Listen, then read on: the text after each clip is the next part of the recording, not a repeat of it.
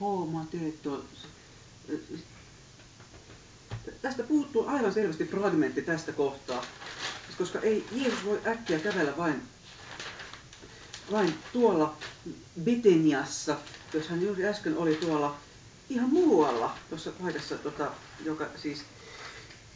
Ja missä...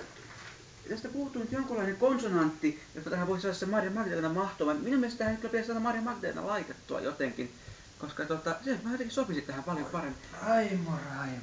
Ei, mutta tämä aivan... Mitä sinä Raimo touhuat? Mulla on tässä, jos tässä on Jeesus näin, niin mä en saa mitenkään tähän, tai mä en saa tähän Jeesusta mahtumaan, jos tähän mä haluan saada Maria Magdalenan tällä tavalla. Siis...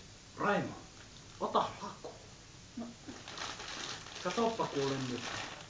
Se voipi olla ihan yhtä hyvin Saul. Mitä Saul käy? Käy, Saul käy. Se on vanhassa testamentissa. Eikä oo, kun sekin on uudessa testamentissa. Siellä oli kuule Sakarian kanssa, siellä olivat, se oli lihakaupalla se Saul, uusin tutkimus paljastaa.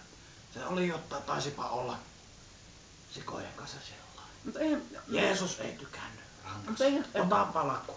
Winneretin ruukut eivät yhtään tähän kyllä täsmää. Siis sekin mikä... Ei ne löytänyt kuin 15. Nyt tehdään... Eikö sitä 16 ollut? Nyt tehdään sillä lailla, että me lähdetään Kinneretille kaivelemaan uusi ruukku. Eikö lähde? Ei se tälleen kirjoittamalla. Kyllä. Eksegetiikka vaatii yhteistyötä. Soittakaa akatemia, minä haluan jostain matkarahaa kyllä tähän. Mä haluan lisää lakuja.